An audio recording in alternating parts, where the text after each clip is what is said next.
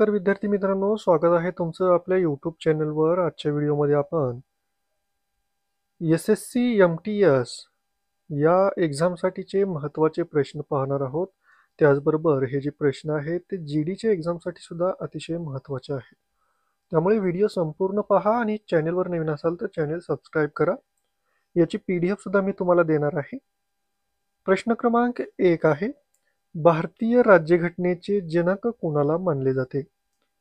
भारतीय राज्यघटनेचे जनक डॉक्टर बाबासाहेब आंबेडकर यांना मानले जाते। ऑप्शन बी याचा उत्तर आहे। पुढचा प्रश्न आहे, जगातील सर्वात उंच धबधबा एंजल फॉल्स कुठे आहे? एंजल फॉल्स हा व्हेनेझुएला या देशामध्ये आहे। ऑप्शन सी याचं उत्तर आहे। इथे आपले 3 प्रश्न होऊन जातात। खालीलपैकी सर्वात उंच धबधबा कोणता आहे असा सुद्धा तुम्हाला एक्झाम मध्ये प्रश्न येऊ शकतो, किंवा एंजल फॉल्स हा काय आहे आणि हा एंजल फॉल्स धबधबा कुठे आहे, जो की प्रश्न आपण पाहिला। पुढचा प्रश्न आहे, भारतातील पहिला नोबेल पारितोषिक विजेता कोण? याचं उत्तर आहे रवींद्रनाथ टागोर। पर्याय क्रमांक ए याचं उत्तर आहे। नेक्स्ट क्वेश्चन आहे, जलवायू बदल कोणत्या वायूमुळे जास्त होतो? जलवायू बदल हा कार्बन डायऑक्साईडमुळे जास्त होतो। ऑप्शन बी याचं उत्तर आहे।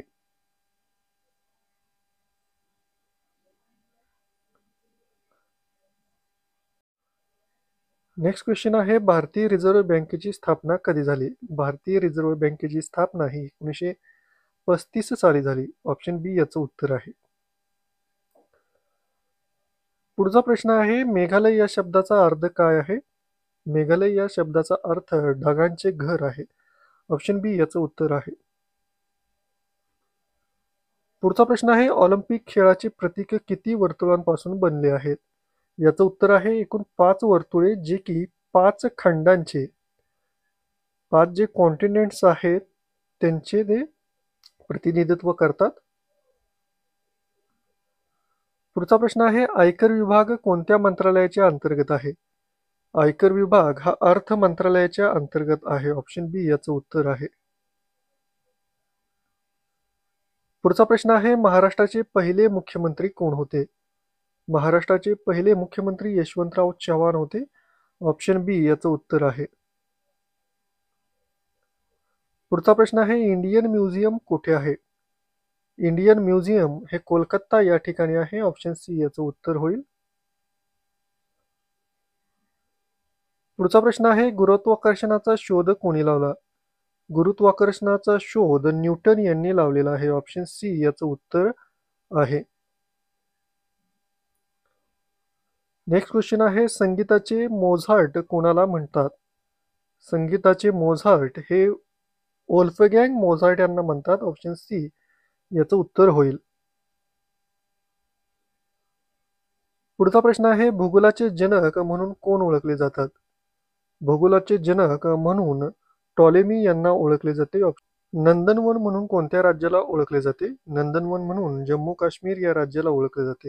ऑप्शन बी याचं उत्तर आहे। पुढचा प्रश्न आहे, भारताचा पहिला उपराष्ट्रपती कोण होता? भारताचे पहिले उपराष्ट्रपती डॉक्टर सर्वपल्ली राधाकृष्णन हे होते। ऑप्शन बी याचं उत्तर आहे। याची PDF जर तुम्हाला हवी असेल तर तुम्ही आपल्या व्हॉट्सअप ग्रुपला जॉईन व्हा। व्हॉट्सअप ग्रुपची लिंक मी डिस्क्रिप्शन बॉक्समध्ये दिलेली आहे। जगातील सर्वात जास्त लोकसंख्या असलेला देश कोणता आहे? याचं उत्तर आहे चीन। पर्याय क्रमांक ब याचं योग्य उत्तर होईल। पुढचा प्रश्न आहे, कॅन्सर कोणत्या अवयवाशी संबंधित आहे? कॅन्सर म्हणजे असामान्य पेशी वाढ, जी की शरीरामध्ये कुठेही होऊ शकते। पुढचा प्रश्न आहे, भारतीय सेना दिन कधी साजरा केला जातो? भारतीय सेना दिन हा 15 जानेवारी रोजी साजरा केला जातो। पर्याय क्रमांक ए याचं उत्तर आहे। नेक्स्ट क्वेश्चन आहे, जगातील सर्वात मोठा महासागर कोणता आहे? जगातील सर्वात मोठा महासागर प्रशांत महासागर आहे। पर्याय क्रमांक डी याचं उत्तर होईल।